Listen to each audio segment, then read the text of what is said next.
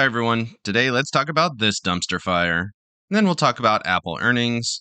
And then we got some more charts to look at, and I'm getting pretty tired of looking at charts like these, so if we could pick up the earnings, that'd be great. And then of course we'll look at my results for the day and my positions going into tomorrow. If you like trading stocks and options and making money, definitely like and subscribe. I make videos like this as well as whole portfolio overviews every single week, so make sure you hit the bell so you don't miss out on any future episodes. Welcome to the Portfolio Bulletin. Let's get started. Looking at Amazon stock, down 20% again on weak guidance. I thought we were kind of done with this after Meta stock yesterday. Thought we'd kind of bottomed out, down quite a bit off of that. But then we got Amazon coming in and sinking 20% on its own. Definitely rough. They say they posted weaker than expected earnings and revenue for third quarter, disappointing on fourth quarter sales. And the stock is down more than 19%. Earnings were 27 cents per share. Revenue below estimates by a couple $100 million. Web services slowing down, did not meet expectations. And then advertising actually exceeded expectations, surprisingly, as advertising has been down in Snapchat and Meta going into these earnings. But they did okay on advertising, but just kind of sucked on everything else. They say revenue grew in third quarter, returning to double-digit sales expansion, but still fell short of the Wall Street projections. So I guess in a way you can say they're still growing, doing the thing that they were doing before, just not quite as fast as was potentially expected. And so maybe the stock was just a little bit overvalued going into these earnings. So even a pretty close to expectations earnings report did drop the stock really substantially. Moving over to Apple, not terrible. They did beat on the top and bottom line, but they did come up a little bit short on iPhone, which is obviously their biggest business. You can see earnings per share a little bit higher than expectations, revenue higher than expectations. iPhone revenue, this is where they were weak, a little bit lower than expectations. Mac did very well. iPad a little bit less. Other products better than expected. Service revenue a little bit worse than expected. And gross margins higher than expected. So a little bit of a mixed bag. That's why the stock is down. Only 1% in after hours trading. Might be a little bit more than that now, but overall not terrible. Revenue increased by 8%, and they say this could have been double-digit growth if it wasn't for the dollar being stronger than expected versus all of the international currencies that they do business in. Moving over to the S&Ps, you can see we hit all the way down to the bottom of that channel in the after-hours trading, down to 373.80, and we've since bounced back up to around 377. So we hit the top of that channel, hit that resistance like I thought we kind of might, and then we came all the way back down to the bottom of that channel after hours. My expectation for tomorrow is that we'll probably retest the bottom of that channel, and if we don't get a break, that might be a pretty decent buying opportunity here on the S&Ps. Of course, we do have to pay attention to the MACD, still accelerating to the downside. We're not quite oversold yet here on the hourly chart, so those are some indicators that I would be looking for, a slowing momentum to the downside and potentially an overbought condition, and then we might get some decent opportunity to move back into the S&Ps. Moving over here to the NASDAQ, you can see we did break down on this structure that we had. We're making some higher highs and some higher lows here. And then this structure broke down here as we had weak earnings going into the day, and then we had weak earnings after hours. And then we can see we got down to 265. Touched that for just a moment here after hours. Bounced all the way back up to 269.50. Hopefully we get a little bit of bounce here tomorrow. We can close out the day a little bit stronger than today. Of course, this looks very weak here right now. We did get oversold here on the 1 hour chart, so that is worth paying attention to. We still got a lot of momentum here to the downside on the MACD here for the hourly chart. So my hope here is that we do get a little bit of a bounce tomorrow. I don't know if that's going to happen, though. We got a lot of weak earnings in the biggest players here in the NASDAQ, so definitely be very cautious trading the NASDAQ right now. Looking at the Russell, though, we still have very strong action here on the Russell, continuing to hold. Do have a little bit of a double top looking formation here, but we're holding right at support. This holds going into tomorrow. It certainly seems like we could be in for another higher low here, and that this is giving us a nice little opportunity to buy. I will say it did have a weird little reaction after hours despite not being involved with the two big earnings reports. We have a little bit of slowing here on the MACD, accelerating to the downside. So definitely be a little bit hesitant here, but the Russell is still looking stronger than the rest of them as it's not as affected by these big earnings reports and big tech, which is seeming to struggle right now. Moving over to Amazon, not much you can say here, kind of the same as Meta. Stock was trading at 121 just a couple of days ago. Now we're below 100, down to all the way to 87 at one point after hours. Got a little bit of a bounce here to 94.5. But that's much lower than the stock has been in a very long time. If we go to the 1 week view, you can see what this looks like. Does not look that crazy from the highs. the stock was 187.50 or so right at the highs. We're back down into this range that we were previously going into the day, right in this 110, 120 range, which was the highs in November of 2019. And now we're very solidly back in this range here in 2018, 2019 at $87 to $90. So if you believe that this is a short-term thing for Amazon, this might be a better price for you. Of course, this has been on a massive rally for a very long time, going all the way back to the end of the tech bubble. In 2001 was its lows, all the way down at like 30 cents. Now the stock is trading at $94. Still a great performance over the last couple decades, but rough here in the last day or two. But definitely rough here today. Moving over to Apple, stock was trading pretty high actually early in the week. Right around 152.30 was the highs here most recently. You can see the stock's actually picking up a little bit of momentum here after hours. So it had a big dip down all the way down to its lows most recently at about $136 on the wick.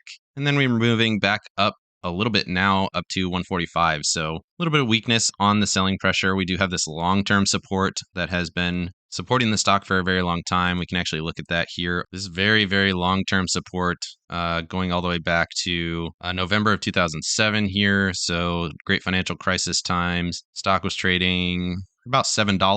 Pretty crazy to think of Apple stock at $7. Obviously, these are after split prices, but still pretty crazy. And then currently the stock is trading at $145. And then the stock is currently trading at $145 after hours. So the highs here around 170, 180, very similar pricing to Amazon actually. But we're getting a little bit of a bounce here after hours. So Apple might be strong, which should lead to a little bit of an up move here in the NASDAQ tomorrow if we can get a bounce in Apple. Obviously, Apple is the biggest company in the world. If we can get just a little bit of a rally or just some slowing here in Apple to the downside, maybe that can support some NASDAQ movement to the upside, which would really help me out. Moving over to top gainers for the day, we have CrowdStrike. Did basically nothing on the day, which was good on a day like today. Stock was down at 161 going into yesterday, rallied a little bit after hours, and then finished at about 164 and it's down about $1 after hours. So up $1 on a day where everything was down pretty substantially. Of course, this is still a little bit of a bearish trend, does have some solid higher lows and some higher highs here, but we did get some wicks today, so this might be a little bit of a double topping pattern starting to form. But otherwise, CrowdStrike looks stronger than a lot of stocks out there right now. And lastly, for today, for individual stocks, let's talk about NVIDIA. Did not have a great day today, but it was up quite a bit after hours because they are supporting Meta platforms in providing all those chips that they need to do their virtual reality thing that they want to do. And the stock has on a little bit of a rally here. The lows were somewhere around $108 here recently, middle of October, got all the way up to 138. So decent rally here in the short term. And it's showing a little bit of weakness right now, so might be a decent opportunity to buy this stock. Everything was in line here for a second here on the hourly chart with the 8, 21, 55, and the 144 EMAs all in line. Looks like we do have a little bit of a cross here now on the 9 and the 21. But if we come down into this 125, 120 range, that might be a decent buying opportunity to get in on this upswing that NVIDIA is having here recently.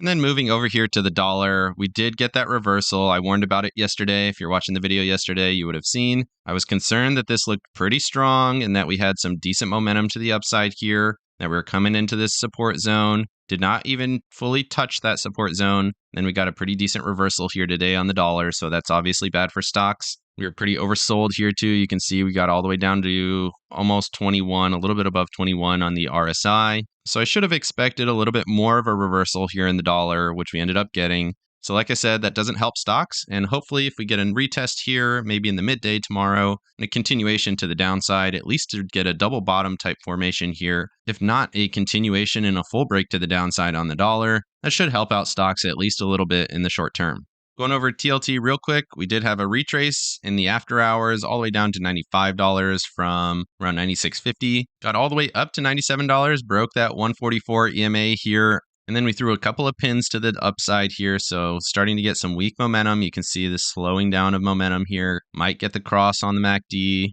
Touched the overbought conditions just a few times here on the 4-hour chart. So I think we might get a little bit of a short-term retrace. Maybe even come in and retest these bottoms before we get any kind of continuation side. But overall, still looking pretty decent on TLT, not selling off to the downside at this ridiculous pace that it was doing before. So it seems like we should get some more stability, which should help stocks.